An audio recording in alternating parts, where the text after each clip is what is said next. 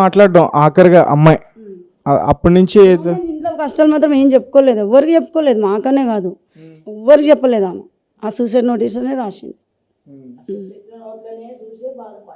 అన్నీ అందులోనే మనసులో పెట్టుకుంది, వాళ్ళకి చెప్పింది. మళ్ళీ ఆమెకి మా వాళ్ళకి నేను చెప్తా, నేను పంచాయతీ పెడతాను ఆమె మనసులో నుంచి వాళ్ళకి అంటే మరి వాళ్ళు చంపిరా తెలియదు. మాది కూడా పెద్ద ఫ్యామిలీ, మేమేం భయపడము. మా పిల్ల మంచిగా న్యాయం జరగాలి. మాకు చిన్న బాబు ఉన్నాడు, ఇప్పుడు బాబు కూడా మంచిగా ఉండాలి, వాళ్ళకి శిక్ష పడాలి. ఇప్పుడు బాబుకి ఆరోగ్యం బాగాలేదు, అబ్బాయి పరిస్థితి ఎలా ఉంది? కరిచిందంట, వాళ్ళ ఇంటికనే కుక్క కరిచిందంట, ఇంజక్షన్లు చేపిస్తున్నాం. ఇప్పుడు ఇది జరిగిన తర్వాత అల్లుడు కానీ వాళ్ళ అత్త మీ వియంకులు కానీ మీతో మాట్లాడడానికి వచ్చారా ముందుకి? రాలే. హాస్పిటల్ కూడా వాళ్ళే తీసుకొచ్చిండ్రు, తీసుకొచ్చి ఫోన్ చేసిండ్రు. వాళ్ళు ఫోన్ చేసి మా పిల్లలు డౌట్ వచ్చి ఇంటికి వెళ్ళి ఇట్లా ఇట్లా తీసుకోలేదు అని చేసిండ్రు. మళ్ళీ హాస్పిటల్ ఇప్పుడు ఊరి పెట్టుకున్నప్పుడు మీరు ఫోన్ చేయాలి, పోలీసులకు కానీ మాకు కానీ ఫోన్ చేయాలి. మీరు ముందే ఇప్పుకపోయి హాస్పిటల్కి ఎట్లా తీసుకెళ్తారు? హాస్పిటల్ తీసుకొని అక్కడ కార్లో తీసుకెళ్ళారంట, బాడీ శవంగా వాడింది. అప్పుడు ఫోన్ చేసిండ్రు పోలీసులు చేస్తున్నాం ఇంకెవరే అంటారు వాళ్ళు.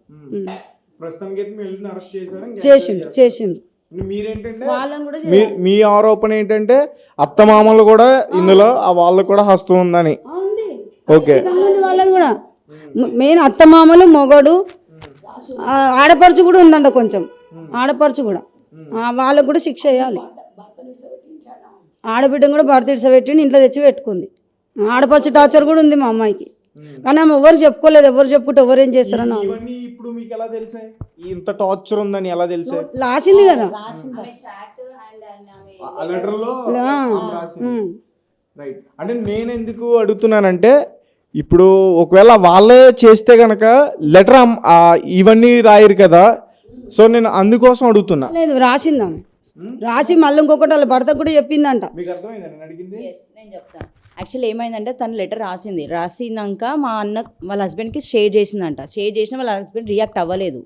రియాక్ట్ అవ్వకపోతే తను వేసేసుకుంది సూసైడ్. వాళ్ళ పేరెంట్స్కి చెప్పాలి కదా, అతను రియాక్ట్ అయినప్పుడు వాళ్ళ పేరెంట్స్ వాళ్ళ హస్బెండ్ మెసేజ్ చేసినప్పుడు వాళ్ళ పేరెంట్స్కి ఆయన బయట ఉన్నప్పుడు వాళ్ళ పేరెంట్స్కి ఇంటిమేట్ చేయాలి. ఇంటిమేట్ చేయలేరు. అది ఇంటిమేట్ చేయలేరు. మా లోపల వాళ్ళు ఏం చేస్తారో మా అక్కని మాకు తెలియదు. తెలియకపోతే తను హాస్పిటల్ తీసుకొచ్చినాక మరి పేపర్ ఏం లేదు. మా అన్నయ్య ఏం చేశాడంటే మా బావ దగ్గర తన మా అక్క ఫోన్ తీసుకుని మా అన్నయ్య తీసుకొని వచ్చి వాళ్ళ హస్బెండ్తో లాక్ ఓపెన్ చేసి చూసి ఈ సూసైడ్ లెటర్ అనేది దొరికింది మాకు ఫోన్లో. యాక్చువల్లీ మాకు ఆ డైరీ ఏం దొరకలేదు రూమ్లో. తను ఆల్రెడీ ప్లిక్ తీసుకుని ఫోన్లో పెట్టుకుంది ఫర్ సేఫ్ సైడ్. మా అక్క ఫోన్లో మాకు లెటర్ కూడా బయటకు వచ్చేది కాదు, జస్ట్ మాకు అందులో దొరికింది. ఈవెన్ ఎవ్రీ చాట్లో వాళ్ళిద్దరు క్లాషెస్ అయినాయి, హస్బెండ్ అండ్ వైఫ్ ఇద్దరు క్లాషెస్. ఎస్, అదంతా మా దగ్గర డీటెయిల్గా ఉంది. ఒకే ఇంట్లో ఉంటారు కదా వాళ్ళిద్దరు, వాళ్ళు నార్మల్గా వాట్సాప్ చాట్లో ఉంటారు కదా, కొంచెం చిన్న ఫైటింగ్ ఇద్దరు. మా అక్క work from home office work చేస్తుంటుంది. ఇతను లేట్ రావడము, తను రావడము, హస్బెండ్ వైఫ్లో ఉంటుంది కదా, అది మనకు తెలియదు ఏమైందో. వాళ్ళిద్దరు క్లాషెస్ జరిగినాయి, చిన్న గొడవలు అయినాయి. మీ మమ్మీ టార్చర్ చేస్తుంది, నేను చచ్చిపోతా అంటే మా ఫస్ట్ ఏం పిచ్చి చాతలు చేసినావు అని అన్నాడు మా బావ. కానీ తర్వాత తను సీరియస్గా నోట్ రాసి మరి ఆయనకు వాట్సాప్ చేసి సరే అని ఎట్లా అంటాడు ఆయన, ఓకే అని అన్నాడంట. ఓకే అనేసరికి తను వాళ్ళ పేరెంట్స్ చెప్పాలి. She in 3rd floor or 2nd floor నాకు తెలీదు, నేను ఇప్పటివరకు చూడలే వాళ్ళ ఇల్లు. షీఈ్ ఇన్ 2nd floor, కొత్త బిల్డింగ్. వాళ్ళ పేరెంట్స్ కింద గ్రౌండ్ ఫ్లోర్ ఉన్నారు బాబు దగ్గర. మరి వాళ్ళ పేరెంట్స్కి అతను ఇంటిమేట్ చేసి వాళ్ళు వెళ్ళి చూడాలి కదా, చూడలేరు. తర్వాత ఒక 2 hours తర్వాత మాకు ఇంటిమేట్ చేసారు. వాళ్ళు ఇంటిమేట్ చేస్తుంటే అక్క బతికేది. అది మా అక్క అయితే షీఈ్ చాలా స్ట్రాంగ్ అమ్మాయి, అది ఆమె చచ్చిపోయే ఛాన్సే లేదు. ఆమె స్ట్రాంగ్ అమ్మాయి, మాకు కూడా చాలా ధైర్యం ఇచ్చే అమ్మాయి. మా ఇంట్లో మొత్తంలో ఆమె ఒక్కతే strong. She a strong girl అంతే. ఆమెకు ఆ ఛాన్స్ లేదు. ఆమె చూడడానికి ఇవన్నీ ప్రకారం ఆలోచిస్తే వాళ్ళు హత్య చేశారు మా అక్కని, అంతే. ఆమె అయితే చచ్చిపోయిన రకమే కాదు. ఫోన్ చేస్తుందా? మేమంతా ఇంటిమేట్, మేము అందరం కలిసే ఉంటాము. మేము ఫోన్లో ఎక్కువ ఏం, తన బిజినెస్ తనే, నా బిజీలో నేను ఉంటా. నేను మ్యారీడ్, చిన్న బాబు ఉన్నాడు. సో నేను బిజీ ఉంటాను. ఎప్పుడైనా మా అక్కడికి వస్తే నేను వస్తాను. మేము అందరం కలిసే ఉంటాము. మేమందరం ఇక డాడీ మమ్మీ అందరం వస్తాము, కలిసి ఉంటాము. జాయింట్ ఫ్యామిలీ కదా, తిరుగుతూనే ఉంటాం. కానీ ఎప్పుడైనా మా అక్క ఫేస్లో స్మైల్ మాత్రం చూసాం, కానీ ఎప్పుడైనా కష్టం చూడలేను.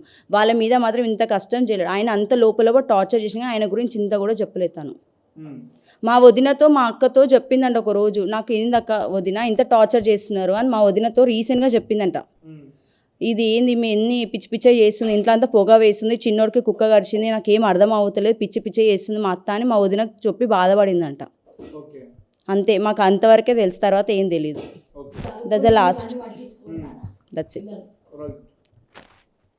అంటే అవి కాకుండా ఇంకా ఇతర వేరే విషయాలు ఎప్పుడు కూడా మీతో షేర్ చేసుకోలేదు. ఓకే, అంటే ఇప్పుడు వరకట్నపు వేధింపులు ఎక్కువైనాయి అమ్మాయికి అంటున్నారు. ఎగ్జాక్ట్లీ. యాక్చువల్లీ మా నాన్న వాళ్ళు ల్యాండ్ ఇచ్చారు కట్నం కింద. ఆ ల్యాండ్ వీళ్ళు చేసే అప్పులు అన్నీ తీర్చడానికి ఆ ల్యాండ్ అమ్మాలి అని ఆమెకు టార్చర్ చేశారు. కానీ ఆమె రిజెక్ట్ చేసింది. ఆ రిజెక్ట్ చేసిన మా ఇంట్లో మా నాన్నకు వచ్చి చెప్పింది, లేదు నువ్వు అట్లా చేయకు బిడ్డ, అసలు ఇవ్వకు, ఏదైనా వాళ్ళు చేస్తే నాకు చెప్పు అంటే నేను కూడా యాక్సెప్ట్ చేయను డాడీ అని మా డాడీకి చెప్పింది. సో ఇంకా వాళ్ళు అడగట్లేదేమో అని మేము కూడా అనుకున్నాం. కానీ ఇంకా ఇంత టార్చర్ ఉందని మాకు ఆమె ఒక్క మాట చెప్పినా మా నాన్న వాళ్ళు మా అత్త వాళ్ళు ఎవరన్నా ఒక్కరు పోయి వాళ్ళకి ఏదో ఒకటి సొల్యూషన్ ఇచ్చేదేమో వాళ్ళకి. కానీ తను చెప్పలేకపోయింది, లోపల టార్చర్ అనుభవించింది. తను బయటికి కూడా రానిచ్చిరో లేదో తెలియదు, తను లోపలనే ఉంది.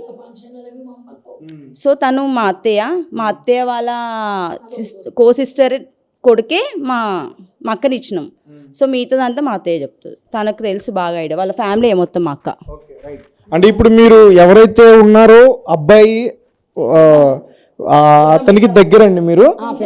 పెద్దమ్మ, సొంతం అమ్మాయికి మేనత్తని, నాన్న వాళ్ళ అక్కని. మా ఇంటికి వస్తుండే మా అబ్బాయి పెళ్ళినప్పటి నుంచి వాళ్ళు మా అమ్మాయిని చూసిండ్రు. చూసి ఆ పిల్లగాడికి ఆ పిల్లకి ఇష్టమైంది. చేసుకుంటామంటే అన్ని విధాలు పెట్టి పెళ్ళి ఇవ్వాలా. మాది